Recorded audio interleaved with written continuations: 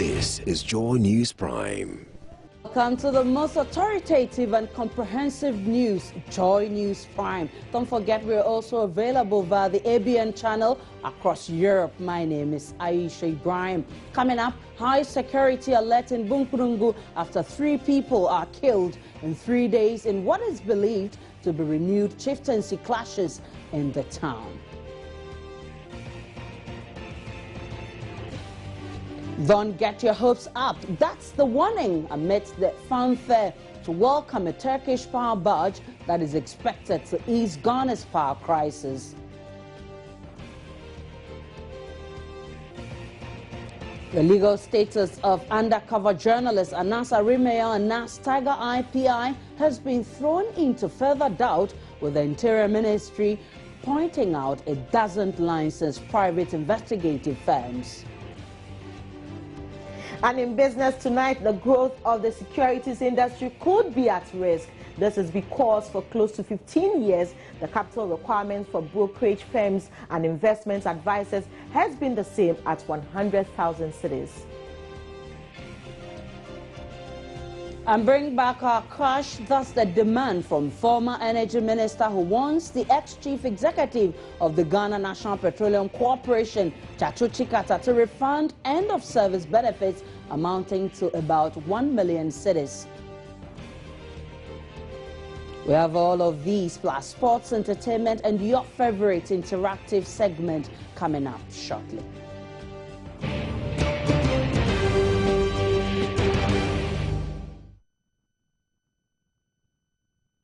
Welcome to Joy News Prime. In our very first story, the Accra Central District Police has paraded some suspected criminals who were arrested for various crimes, including carjacking. DCOP Christian Teteyohonu briefed the media on the arrest.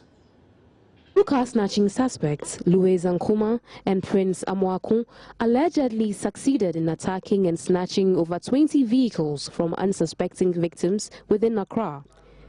They then reportedly drove these cars to other parts of the country, notably Dunkwa Onofin in the central region, and sold them at cheap prices.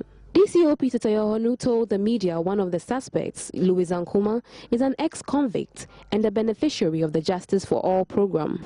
During interrogation, they confessed to their crime and told police that they came all the way from Techima with the purpose of coming to snatch vehicles in Accra. They also confessed to have hijacked over 20 vehicles, which they offer for sale at a fee of between 900 to 1,000. They led the police to Dunkwa Onofin and identified Bernard Ofosu Apia, 44 years, and Charles Bossi, 32 years, as dishonest receivers. So far, police has been able to retrieve 14 of the vehicles, and they are 5 Nissan Amera, 5 Toyota Corolla, 2 Pontiac Vibes, 1 Nissan Sentra, and 1 Kia Rio. DCOP Teteyohonu advised the public to be wary about buying cars with for sale stickers on them. The public is also cautioned against for sale notices usually displayed on vehicles intended for sale. Car owners wishing to offer their vehicles should seek the assistance of garages instead of displaying for sale, as most criminals express interest only to swindle and snatch the vehicles. This suspect, Mahmoud Mohammed, was arrested at Adenta for robbery. On the 5th of November 2015 at about 1:50 a.m., Mahmoud and 3 other accomplices currently on the run, wielding a machete, attacked and robbed a lady in a residence at Adenta Sakura. They succeeded in making away with 1 iPhone, a Samsung flat screen television, a home theater, 2 laptops, and cashed the sum of 500 Ghana cedis.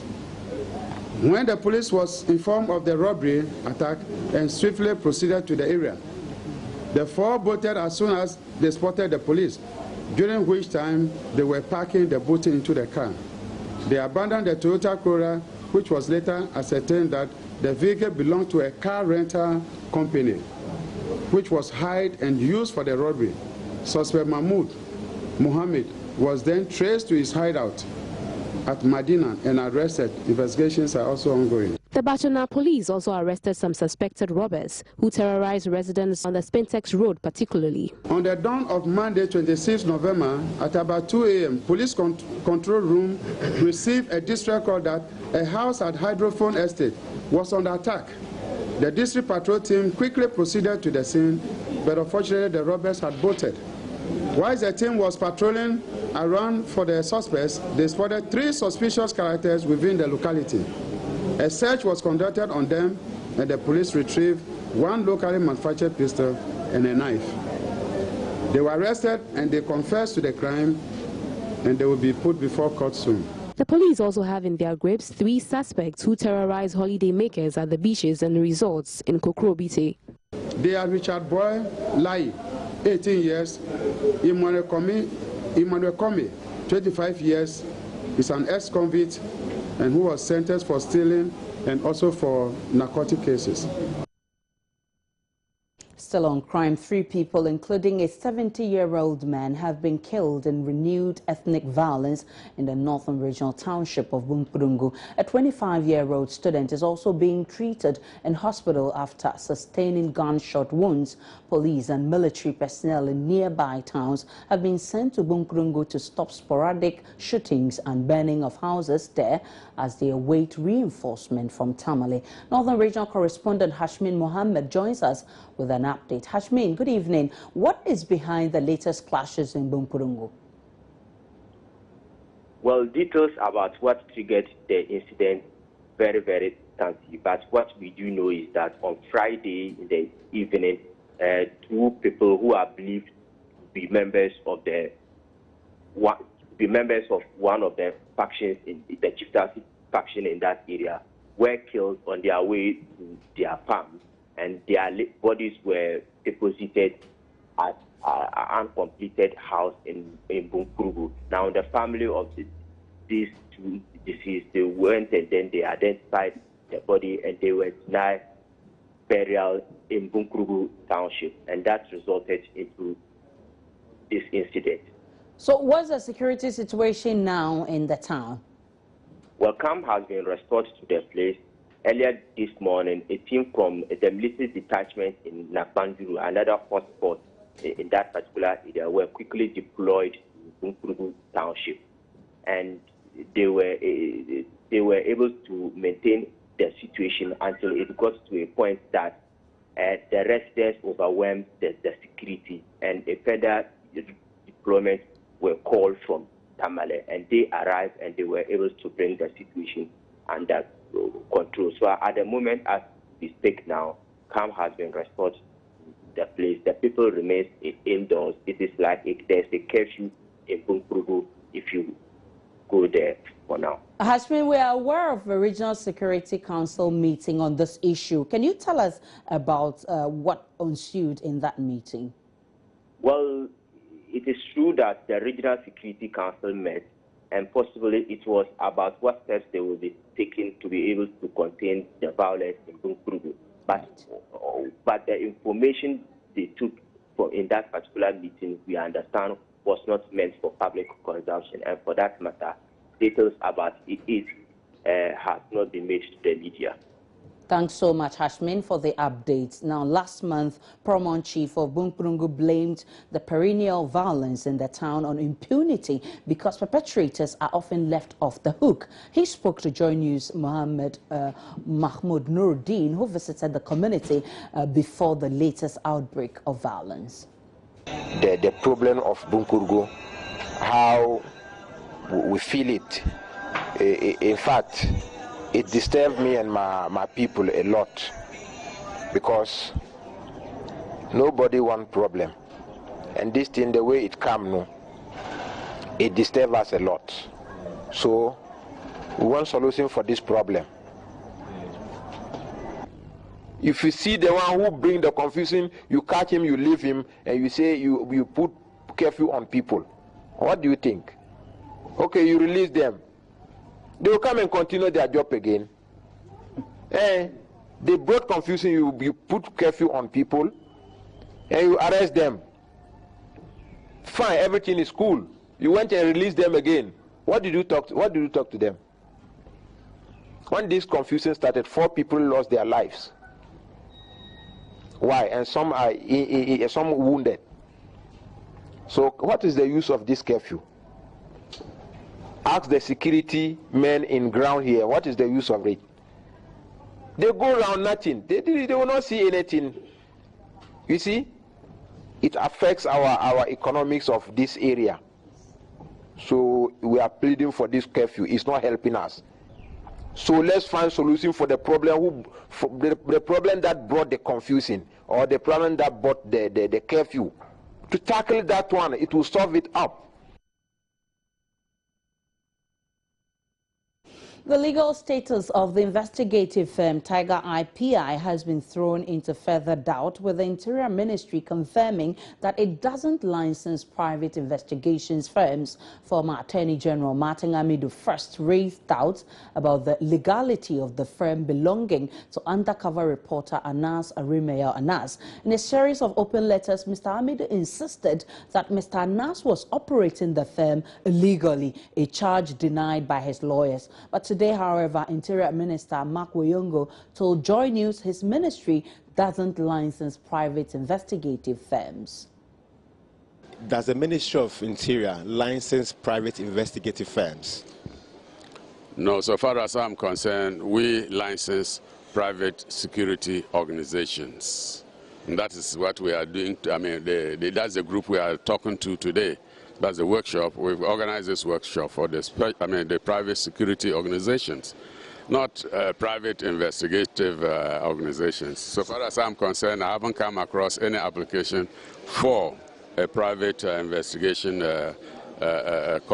organization, private investigative organization. No, I haven't come across any application like that. So am I right to say that Anas Arimaya Anas's investigative firm, Tiger IPI, is not a licensed firm by the Ministry of Interior? I have to check from our books, but maybe it's been licensed, I don't know, but I don't want to be conclusive on this. I will have to check from the records in the office to find out whether it has been licensed or not. A first-year student of the Ho Polytechnic has been shot and killed by unknown assailants. The HND level 100 fashion student who sustained gunshot and knife wounds was found in a pool of blood at dawn on Sunday outside her hostel. Volta Regional Correspondent Fred Kwame Asare joins us with more on the phone. Good evening, Fred. Good evening. What more can you tell us about this shooting? Okay, Naomi, for sure, that is the disease. It's reported to be stabbed from behind on the left shoulder and in the lower abdomen. This incident occurred or took place in her hostel room. And then information I gathered also indicated that both of her hands were tied while she was being stabbed. Right. And then also the security personnel at post, that is the time when the incident occurred, said that he spotted the assailant leaving the hostel after he stabbed the girl. But because he was scared to confront the killer, because he was holding a knife stained with blood, he couldn't combat or confront him. So he therefore he ran away. And then also after the assailant left, the deceased managed to crawl out of her room, screaming and then calling for help. So some students in the hostel heard her and then came to her rescue and quickly rushed her to the regional hospital, that is Trafalgar, where she died shortly after they arrived at the hospital. And then also on her way to the hospital, she kept on saying that she knew who stabbed her and that she could identify the person, but then she didn't mention the person's name. So upon arrival at the hospital, the health professionals on duty there tried their possible best to save her life. But then, because she lost so much blood, she couldn't make it, or she couldn't survive. And then also the doctor said that because the knife pierced through her lungs, that led to her losing so much blood, and that was why she couldn't make it, and then she died afterwards. Has the matter been reported to the police, and what are you gathering from the police? Yes, the matter has been reported to the police, but then the police have begun information, but then have not released or have not given out any other information yet. And what is the family of this young lady saying? Information I gather is that the family, that is the younger brother of the girl, came to the campus, and then, as one would say, they are saddened by the news, and then are hoping that the police carry out the investigation, and then the assailant or the person that killed the girl is brought to book. Well, many thanks to Fred Kwame Asare on the updates. We'll take a break on Prime News. We'll be back shortly.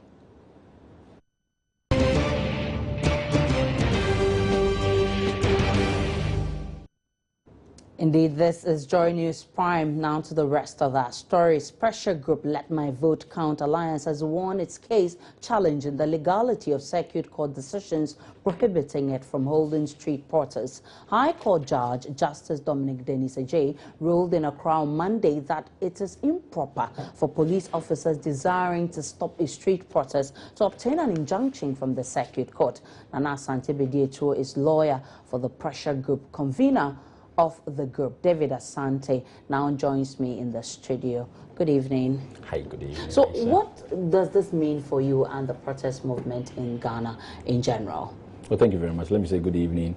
For those of us who believe street protests are part of the legitimate constitutional rights with which we push through demands in the country, right, we believe this particular ruling of the High Court is a victory for our democracy. Right. We do not want to sound too excited and ascribe the entirety of the glory and excitement to ourselves, but rather we did it for the judicial precedent to be established so that in the near future, demonstrators who otherwise had legitimate cause with which they went onto the street will not have that right of theirs curtailed, as has happened in the last few months. So it's a victory for democracy. Right, but the police explained to us that, look, your campaigners were not following instructions, and that's why that violence came up, and then the subsequent action to get an injunction to refuse you to go for another demonstration. So what made you take this case to court?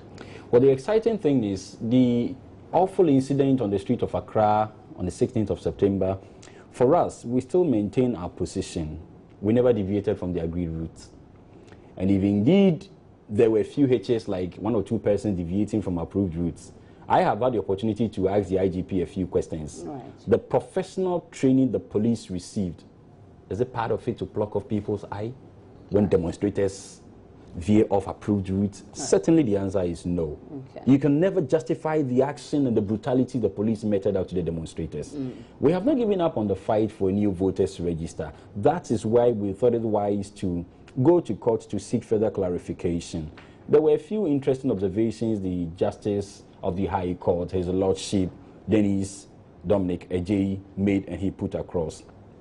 You would agree with me, the practice has been that the police will clandestinely go to the lower courts, Right.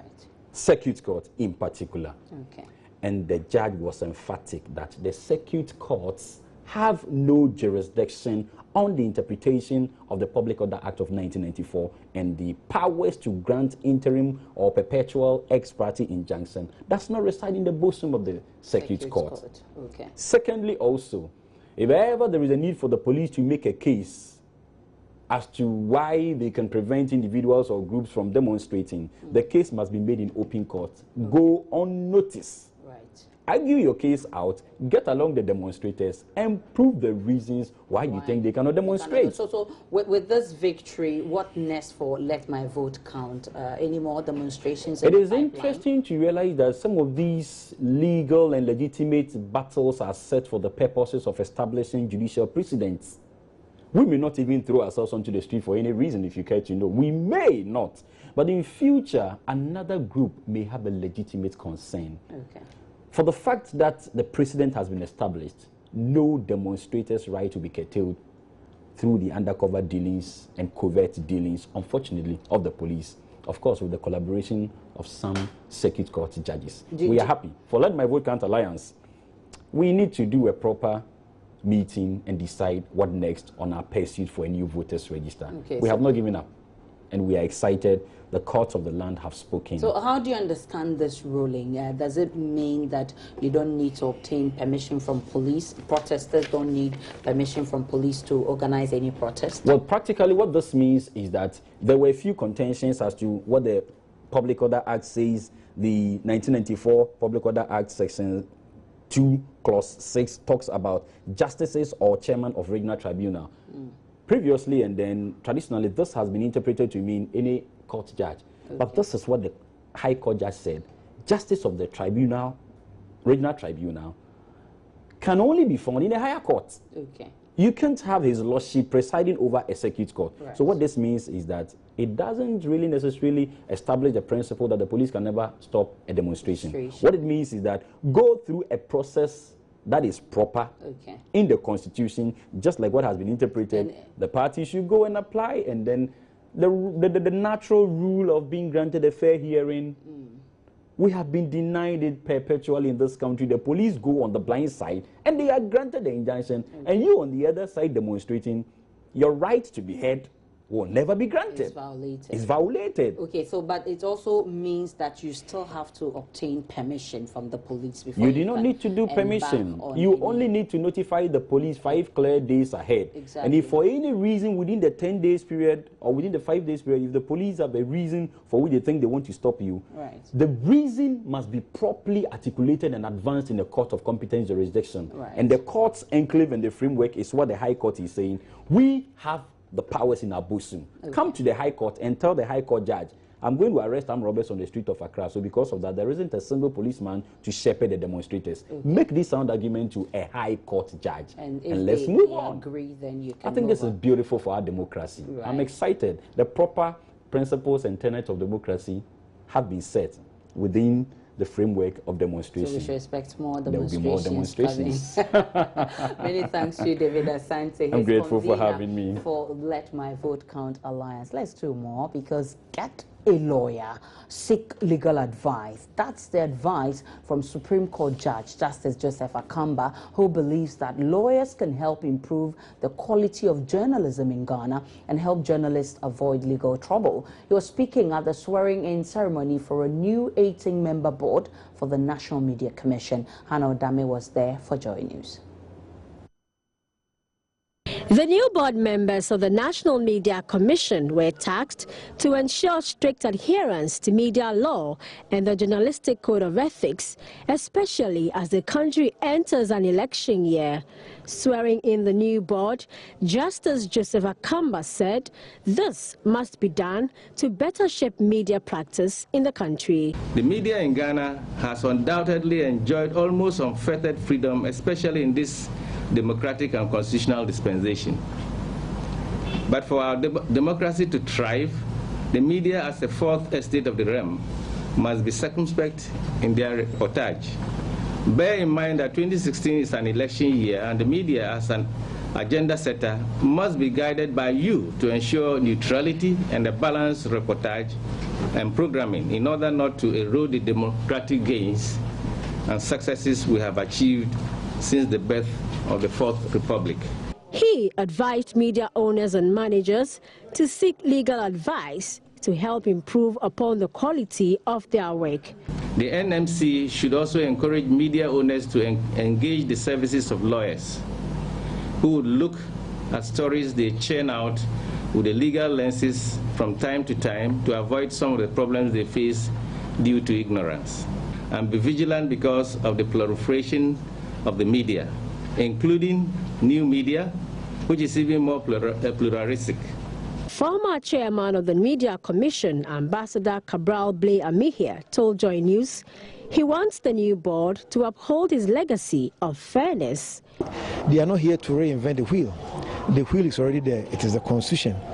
And if you commit yourself to the Constitution, let it guide you, let the Code of Ethics guide you, I believe that success will be yours. What's the one important legacy you have left behind? I have built a tradition of impartiality, objectivity, a tradition of, or a culture of commitment to the spirit and letter of Chapter 12 of the Constitution, which is to promote and defend press freedom, to promote national interests, to insulate the state-owned media from governmental control.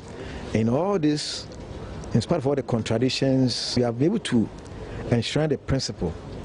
New NMC Chair Kwesi Jonah-Pinton said getting the broadcasting bill passed into law and ensuring journalists respect the ethics of the profession will be top on the agenda of the new board. It's the work of the NMC to ensure that the media and media institutions do their work. And that is our mandate. And that is what we've just sworn an oath to the nation to protect and promote. The broadcasting becoming a law, it's something that a lot of people, especially journalists, are looking up to. How soon are we going to see that?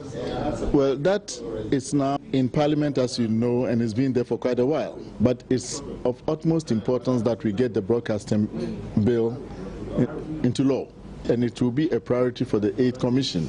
For Joy News, my name is Hannah Odami. And my name is Aisha. Barima, you've just joined us. We're still on Joy News Prime, coming to you live from our studios. We'll be back with the business segment. Now time to get down to business, and Etonom says here. Etonom, we hear there are a lot happening in the business world. Yes. One of such is the fact that, last week, government's domestic bond was oversubscribed by about 4%. Exactly. Instead of the 500 million cedis we're requesting, exactly. We got 516. But some analysts are saying that, well, that doesn't come as a surprise for an interest rate of 24%. For 24% interest rates, which is so high, right. Who wouldn't want to, go for such a bond? So we are getting such reactions and many more. Okay, so let's hear you. Right. Now, the growth of the securities industry could be at risk. This is because for close to 15 years, the capital requirements for brokerage firms and investment advisors to have their institutions endorsed by regulators of the sector has been the same at 100,000 cedis. The passage of the Securities Industry Bill into law is the only way out, according to the Securities and Exchange Commission. We haven't increased capital 3 years or so ago. Since the law was passed, we have not been able to change our capital, and that is 2,000. It has been there, just like that. We are now amending our law to change it. The capital requirement definitely for 2,000 has become, something that we cannot write home about, nothing. People who are coming to the market are required to have only some 100,000 Ghana cedis. At that time, it was big. That was about 1 billion cedis in 2000. Now it is nothing. But because it is in the law, you cannot change. I think the good thing about Bank of Ghana and others is that it's not part of the law. The figures have not been stated in the law. And now our new law is going to resolve that. No figures. Yes, the new. Yes, it's in cabinet. It's in Parliament now. Once it is passed, then we can come and increase the capital. And periodically, if there's a need to increase it, you have the law to do the adjustments and any increase that we want to have. And by how much would we be looking at? We will discuss with the market before we come out with a figure. Meanwhile, the Securities Industry Association says the Securities Industry Bill, if not passed, will hamper economic growth. Speaking on Joy Business's Business Live, Vice President of the association, Reverend Ugbami Tete, insisted the current bill is rigid and does not give room for creativity and innovation. This, he says, is stifling the industry's growth. The current bill is a bit rigid, it's not flexible. You can do a number of things as a player. So it just means that if we can make more progress, it will be delayed a bit. So I really hope that this time around it will come through. Like I said, we were waiting for about 3 years. The industry gave some input. We went for seminars. We thought it would have come through, and it has stalled. So if it doesn't come through, it just means that it's going to be a waiting game. And we will not benefit from what we can do now in terms of coming up with some innovative products and services to help in developing the capital market. The direct impact on the economy. I mean, the layman out there would want to understand all these technicalities. What is the direct impact on the economy of this? Well, so the securities industry is an important part of the financial architecture of the country. So you find that if you take the capital market, for instance, it falls under the securities industry. You find that a number of companies are now looking to raise money from the market. The government itself is looking at that. So you need a very robust capital market securities industry to support the development of the economy, because if you're looking for long-term capital, the place you can get it is the securities industry or the capital market, and you find that without a development will be hampered. And some capital markets players say the oversubscription of last week's domestic bond is not surprising. The about 4% oversubscription, according to them, was expected considering the cost at which government raised the 500 million cedis it sought to raise. Head of research at the group Indum, Samuel Ampa, is one of such analysts. He explained this to Joy Business.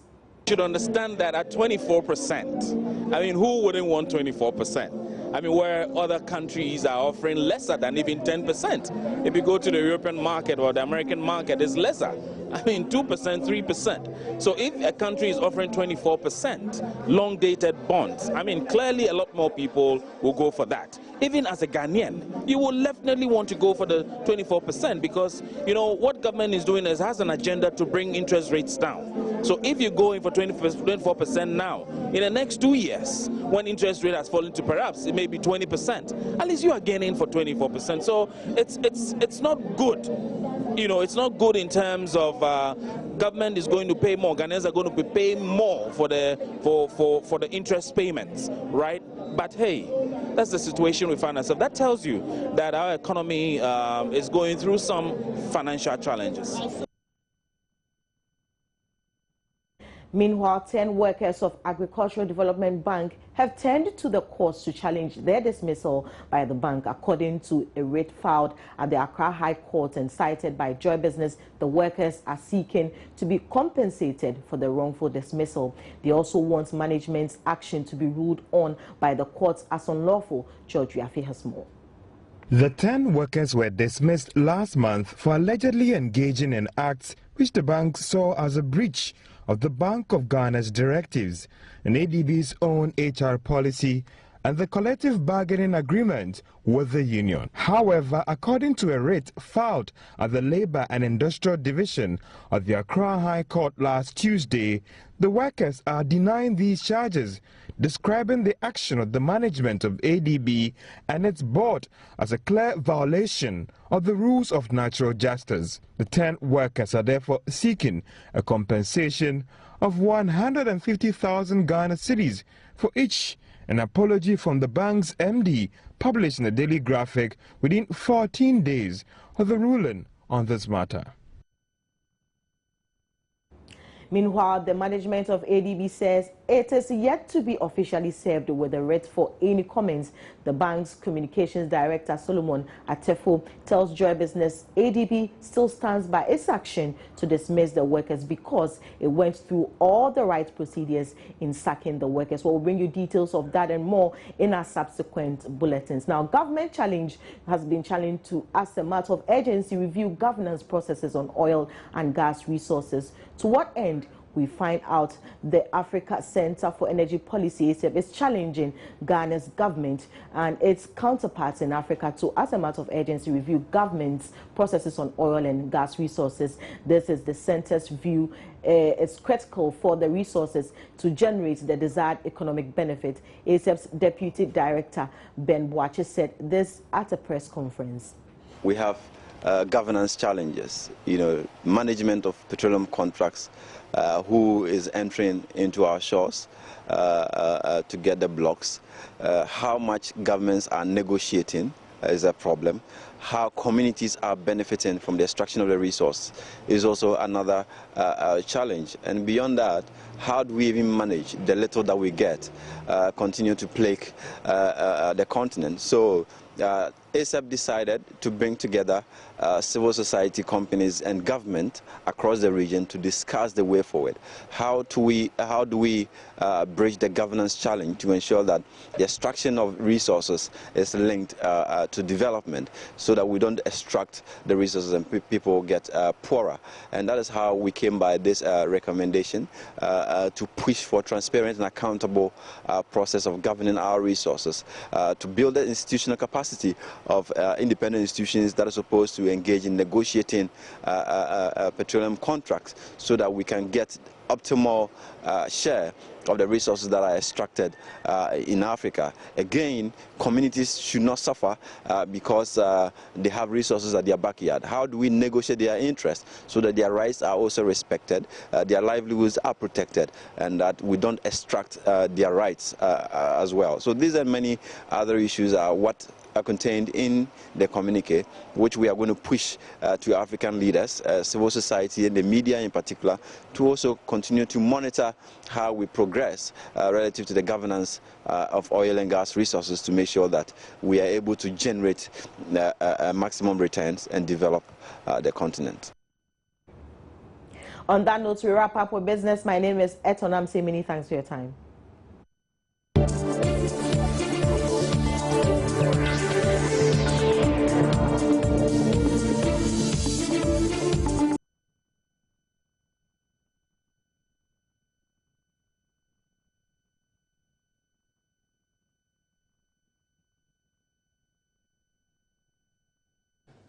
Welcome back to Joy News Prime. Now to the rest of our story. The Executive Director of the Africa Center for Energy Policy, Dr. Mohammed Amin Adams, is asking for tough sanctions against the company which will be operating the power barge which docked at Tema Port over the weekend. Speaking on Joy FM's Super Morning Show in Accra, Dr. Amin Adam warned that car power has a bad history in countries where it had previously worked.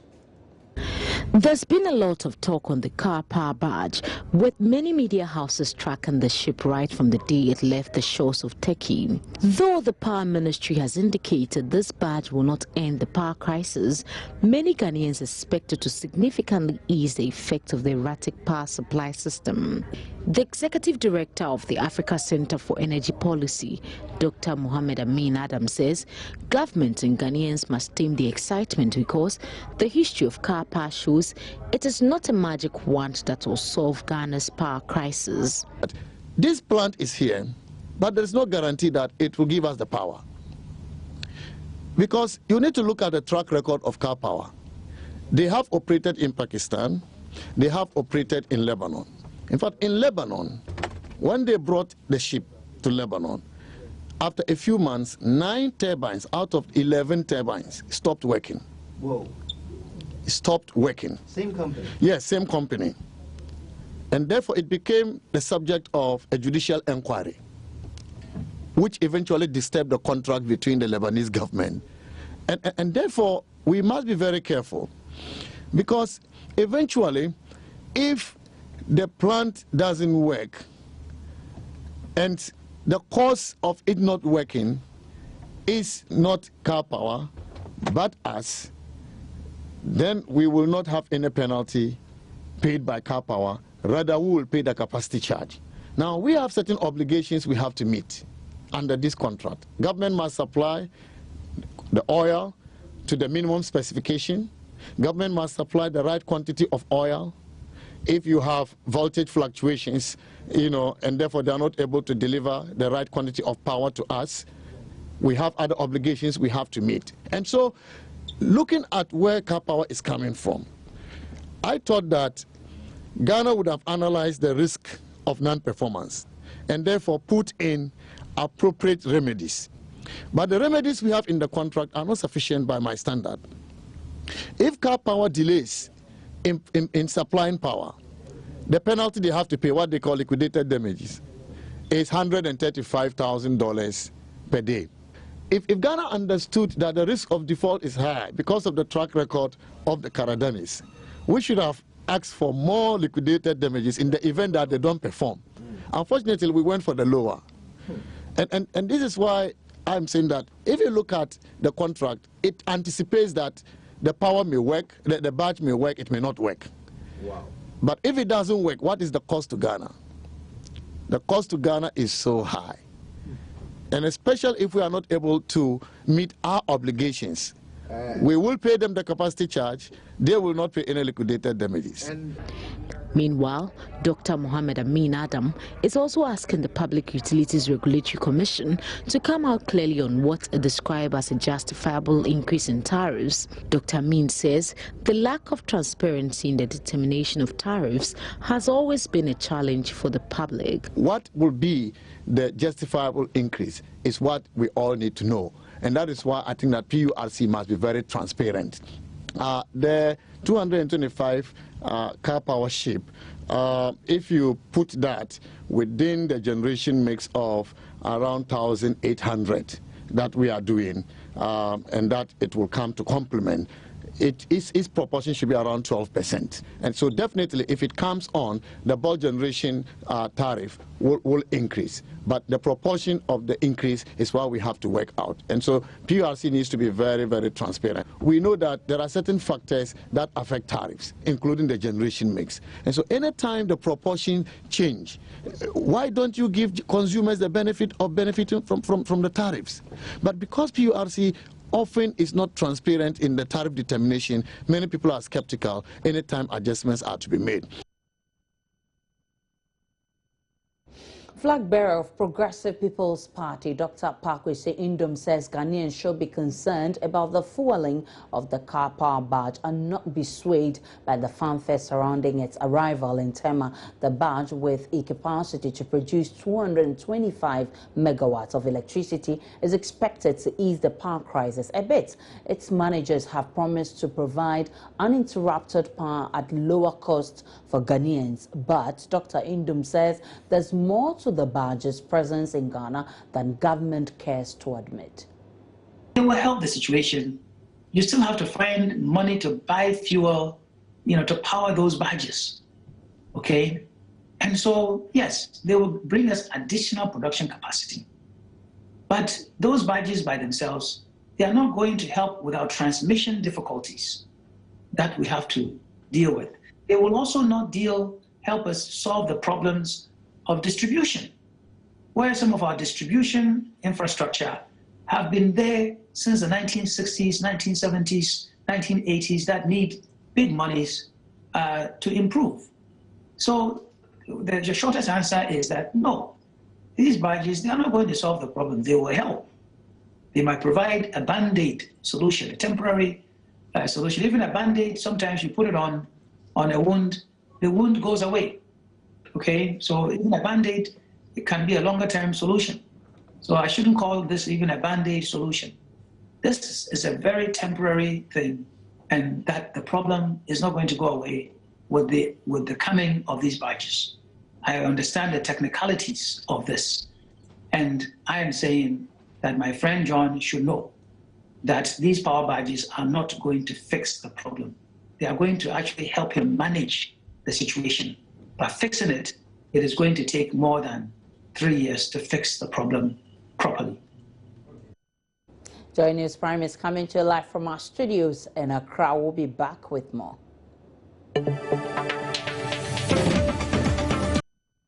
Welcome back to the most authoritative news platform, Joy News Prime. A recap of our stories: high security alert in Bunkpudungu Yoyo after 3 people are killed in 3 days in what is believed to be renewed chieftaincy clashes in the town.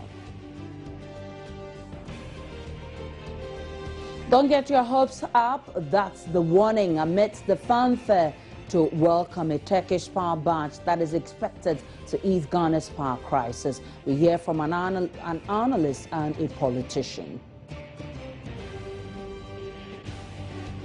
In business, the growth of the securities industry could be at risk. This is because for close to 15 years, the capital requirement for brokerage firms and investment advisors has been the same at 100,000 cedis. And the legal status of undercover journalist Anas Arimeo Anas Tiger IPI has been thrown into further doubt, with the Interior Ministry pointing out it doesn't license private investigative firms. Let's do more on Joy News Prime. Former Deputy Energy Minister Katie Hammond is asking the President and Parliament to dissolve and prosecute the board of the Ghana National Petroleum Corporation.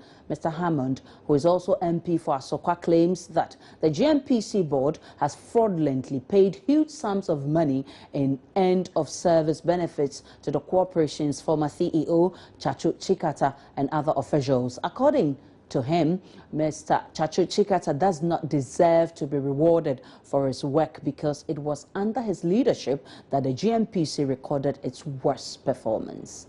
I think it's not only unwarranted, I think it's criminal, it's unethical, and it has to be investigated. I'm struggling for words. I have explained the basis on which I predicate my statement that this payment should be investigated by, indeed, both Parliament and, of course, the Presidency. My view is that these set of individuals, of course, headed by Mr. Tachukata, they did nothing for the state to compensate them. That is not even so belatedly, because the belatedness of it is another matter. But you know, Mr. Chikata and those other people were removed by Mr. Rollins. Mr. Rollins, of all people, who had everything to do with Mr. Chikata, found it going pretty awful, to the extent that he himself saw the need to remove Mr. Chikata. GNPC has reacted. The GNPC thinks that they merit the ex gratia. They call it an ex gratia. You don't think so? Anger. It's making a lot of people a lot angry. I mean, I've given you the background. I mean, if you just oppose what I've given you to this statement, don't you think it's sickening? What is the that justifies the payment of the monies that I've indicated? This is the man who presided over this. He must have been given his entitlement. Mr. Rollins removed him from there, took him to whatever, to Ministry of whatever, all of it before we took over. So how come that 15 years down the line, we're talking about 2015, November 2015 years down the line, and somebody sits out there and says that's what justified. Indeed, my understanding is that the board of its own volition decided that these people were worthy of these gargantuan monies, and that should be paid to them, irrespective of a claim or not. And so they doled out that much money to these specific individuals. I'm asking the president, arrest all of them, dissolve the board immediately, and then we take it from them. The money is not theirs by entitlement. It's not theirs by right. It belongs to the people of Ghana. They should put the money back. The money will be recouped, and then the consequences we will visit thereafter. But immediately, the board which took the decision, whether it is the old board or the new board, if the old board is already dissolved, if it is a new board, it should be dissolved immediately. Or if it was disbursed under this new board, it should be dissolved. I mean, nobody can escape liability or blame for what has happened. It's criminal in its entirety. Reaction to this, the GNPC has released a press statement. Let's see what they're talking about. It says Petroleum House Tema, dated November 30, 2015. The Board of Directors of the Ghana National Petroleum Corporation has approved the payment of ex gratia to 4 former employees of the corporation, comprising of 2 former chief executives and 2 managers. The 4 served the corporation for periods ranging between 12 and 21 years. They were all removed from office in 2001 under circumstances that they did not allow for the payment of their respective accumulated separation entitlements. The corporation computed the amounts to be paid to each of the affected senior managers on the same basis as what has been used with respect to all staff who are made redundant or separated from the organization. This was released by the Corporate Affairs Department of the GNPC. Let's do some politics. Former First Lady Nana Akufo-Addo Rawlings is urging President Mahama to open up and accept criticisms in good faith. Her comments follow the president's suggestions that he would only take criticisms from those who had previously occupied his office. Addressing supporters of her National Democratic Party in Ho, Mrs. Rawlings described the Mahama administration as an incompetent one. NDP Speaking at an acclamation ceremony for the Volta Regional Executives of the NDP, Mrs. Rawlings stressed that the Mahama-led administration has proven to be incompetent, saying soaring prices of commodities is evidence.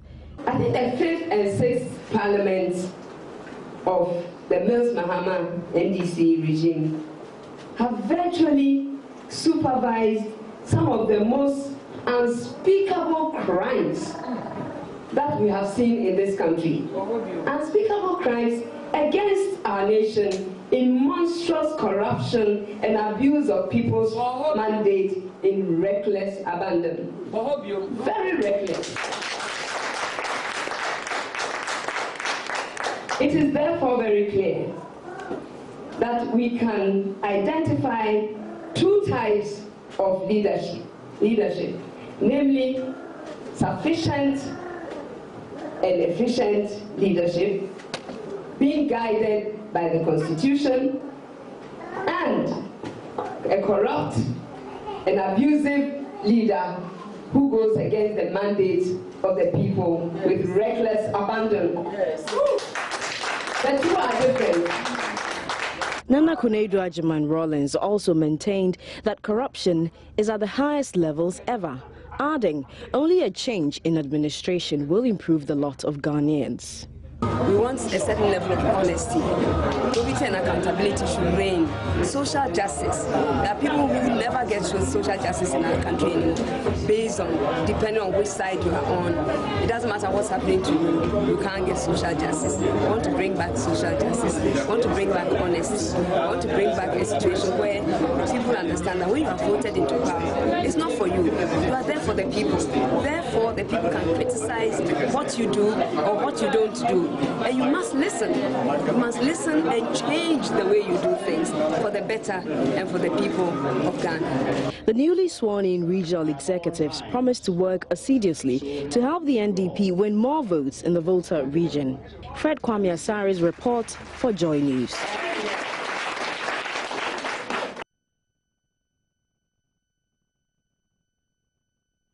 National Blood Donor Day in Ghana. The day is meant to encourage people to donate blood, which would be used to treat patients in various health institutions. As part of the celebrations today, Vice President Kwesi Emisa Alpha visited the National Blood Bank, which currently has a major shortfall of over 250,000 units. The Vice President urged Ghanaians to see blood donation as a civic responsibility. The National Blood Service plays a complementary role in ensuring regular blood supply all year round, notwithstanding the resource constraints it faces. And we are committed to ensure that the provision of personnel and logistics, the service, is increased to enhance efficiency in their delivery of service. But we need support for the recruitment of voluntary, non-remunerated blood donors from educational institutions, from NGOs, the corporate sector, from faith-based organizations, and from my friends in the media. As healthy people, we have the opportunity to donate blood voluntarily at least 3 times every year. Therefore, we must not wait until the worst happens as it happened on 3rd June this year before we attempt to provide this help. So the donors we are celebrating today did not wait until their relatives and friends needed blood before they donated. On the contrary, they realized the importance of the timely availability of safe blood and blood products to take care of emergencies. That is why I support the effort that is being made by the National Blood Service to ensure blood adequacy and the recognition of voluntary blood donors through an award system. Let's take a break on Joy News Prime. We are back with the entertainment segment. some fun. The entertainment segment is here, and Miss G is here. You're wearing my favorite color. Am I? Yes. It's good to know, and you're looking Aisha. great in that Thank you, and I love your jacket as well. Thank you. So what's coming up? I hear Ekomika released. Yes, Ekomika's case has been discharged, acquitted and discharged. Actually, Ekomika's case began with the allegation that he, together with the lady who is alleged to be his girlfriend and ex-girlfriend of Asamoah Sarah Kobler, had planned to extort money from Asamoah, and so that was why initially he was invited by the police, and then later on substances that were believed to be the illegal substances, believed to be weed, was found in his house, and so he was kept in police custody, and they went to court on and off, and you know the final testimony in court was by his sister called Lily Oshie. She says that on the said day that the police came to the house to see that substance believed to be weed, a man 2 hours prior to that had come to the house and asked for water.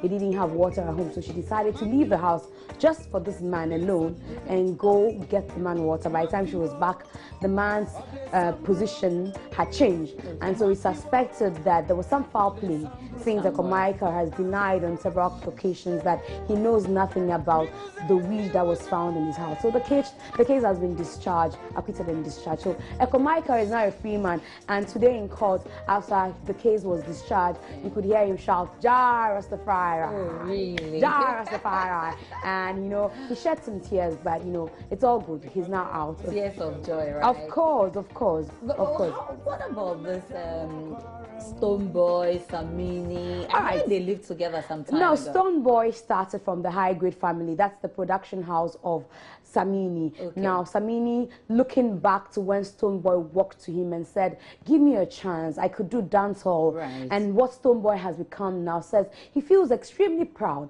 But again, it reminds him of how he also began walking to Ashanti Hini, no, not Ashanti Hini, Nana King's studio, yes, to go plead to be given an opportunity. He speaks to Ivy.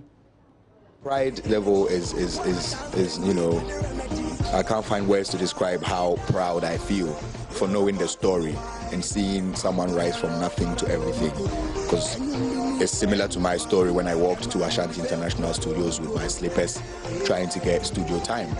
Same way when he came all the way from a shy man to link me up, trying to get, you know, heard by the nation. So if now he's running things and he's controlling a whole movement that can readily look back at me and see as an icon and as a patron, all I can say is big up Stonebwoy, and if the sky is the limit, he done already cracked it open. Stonebwoy is a success story, especially for an artist like me who is still active and still recording and still on stage. I can look back at him and know that I fulfilled my social responsibility, as in give people a chance.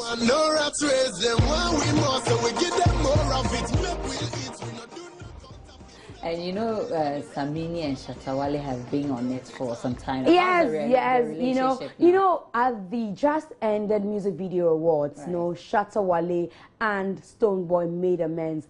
Stonebwoy actually beckoned for Shatta Wale to join him upstage, and Shatta Wale had said that he needs Samini to pick a cue from what Stonebwoy did. Now, speaking to Samini, who has the Samini Fest coming up just next week, this weekend actually, he says that, look, it doesn't just happen that way. Lyrically, yes, they are at war, but it's not a human war. It is okay in dance hall to battle among yourself lyrically. Stonebwoy and Shatta are different people, but for him, Shatta has gone beyond just lyrics and music and offended his mother. And so it is left to his mother and who else to decide whether he needs to associate with the brand Shatta Wale. Okay.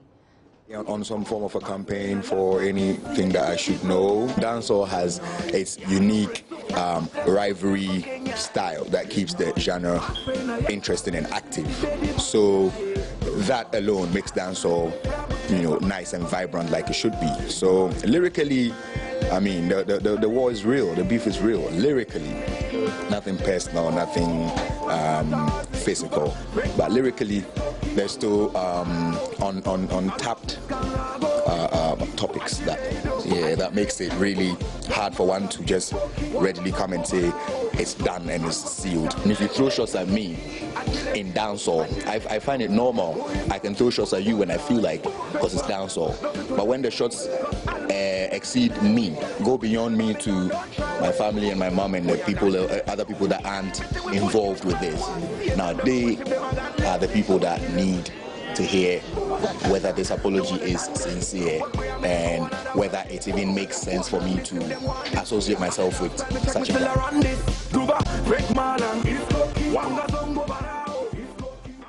Okay, away from all those old folks. No, but some new discoveries. Yes, but I need to tell you that Samini Fest is on this weekend, and one of the things that was asked Samini was if he will allow Shatta Wale ever perform on a Samini Fest platform. He says, well, for now, he has too many artists for now. So but maybe in future, he might consider having Shatta Wale. But let's talk about Adina. Adina is the winner of, no, she's the winner of the 2008 Stars of the Future. Okay. She took a break. Yeah, that's how come, you know, you're thinking that she's new. But she took a break to go study because she won Stars of the Future just after senior secondary school. Okay. So she went to the university. She's back now, and she's back with some fire. She has a new one with Trigmatic. It's called Coastal Vibes. Okay. But last year, she was on the set of Versatile with Ochiame Kwame. Right. She did so well that we're asking, do you want to do acting instead? Leave music and do acting. She says, no, it's something I'll do just for a hobby, but I want to do music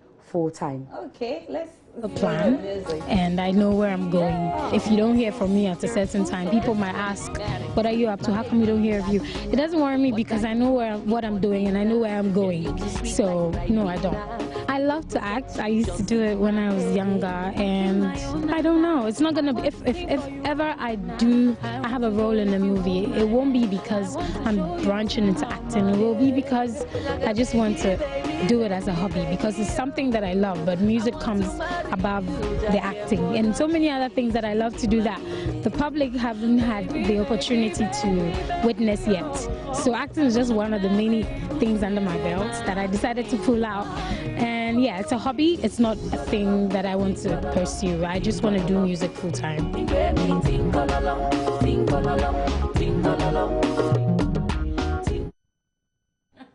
Looks like a nice one day. Yeah, it's a very beautiful song. Christmas. True, very beautiful song for Christmas. During the weekend, where were you? Were you able to pass? I was working. Oh my goodness! A friend of mine said, "A friend of mine said, do you go to the Joy FM party in the park? Instead of party in the park, I said park in the party." I'm so excited. Yes. So it happened at the Botanical Gardens in Legon. Families were gathered there, competed in so many activities, and let's take the excerpts from the party. It was all good fun for hours on end as families trooped to the Legon Botanical Gardens to join the fun. There were competitions for adults and children. He's leading. He's on his second lap. The lime and spoon race for adults was an all-female competition. Control, a young man with a lot of control, keeping his eye focused on the spoon and the lime. The fun continued even into the cooking competition segment with mouth-watering aromas filling the environment. I love cooking, so I decided to take part in this cooking competition just to display my talent. There was a lot to see and do, and participants maximized the opportunity.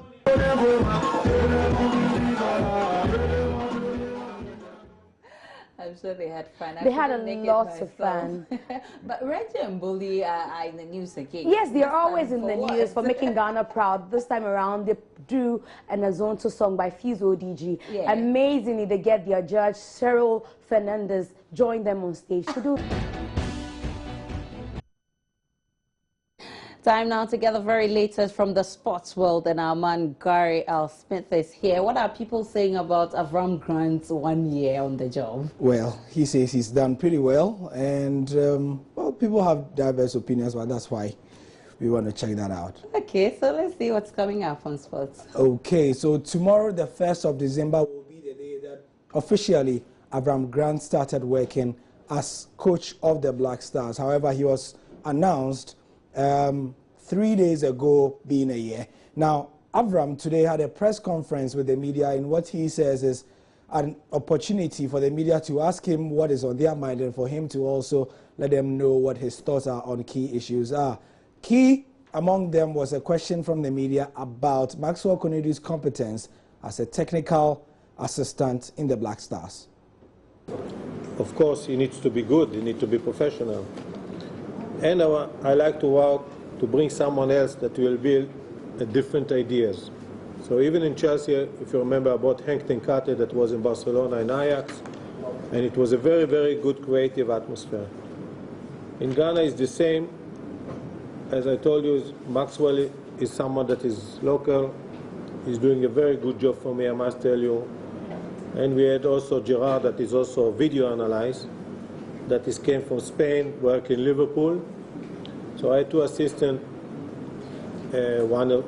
Gerard also is very good in videos. Even we have very good also Michael, that is good analyzer of video. So this is, I did all my life, and this is I'm doing also here in Ghana. And I think it's very good for the team to see it.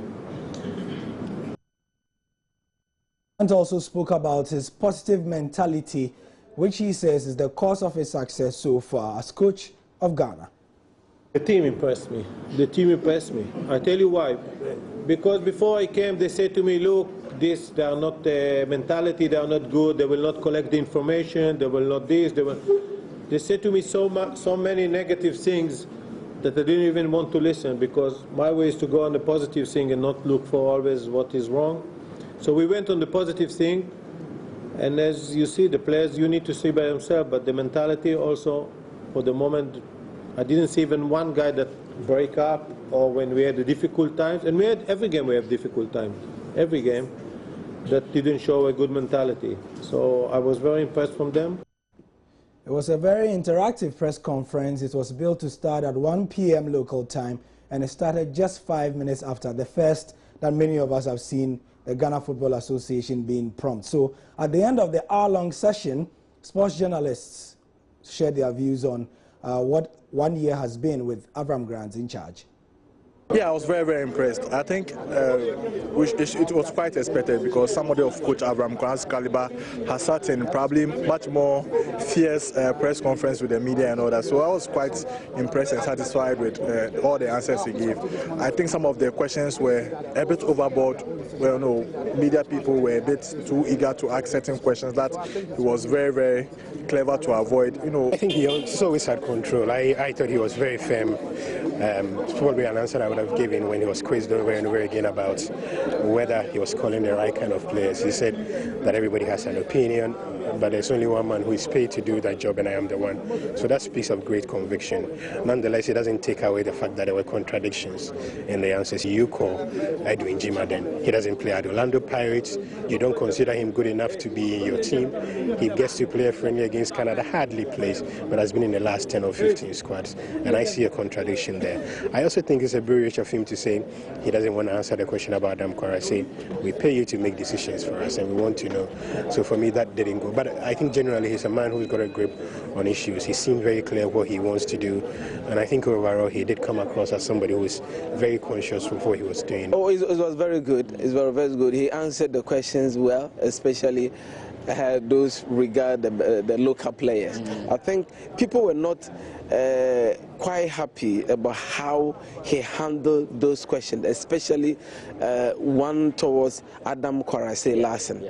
I would have wished he answered it. Come out plainly and say, I wrote a letter. Yes, he didn't want, actually hovers around that question. So I wasn't quite happy about the way he handles Adam Kwarase Larson's question. But in all, he did well, and I think we need to support him. And I would want him to go out there and monitor the players in Europe, in Africa as well, because we have good players in TP Mazembe, Sudanese League, and other leagues in Africa. Right, so you can see a full transcript of Avram Grant's press conference and our thoughts to the Joy Sports team on my journal. I'll be showing you that after all is done here. But something that's going on, which Ghana is not a part of, is the Under-23 African Cup of Nations. Ghana did not qualify to take part in the tournament, which is being held in Senegal, but it started this weekend. 8 teams Starting the action, Senegal started with a bang, beating South Africa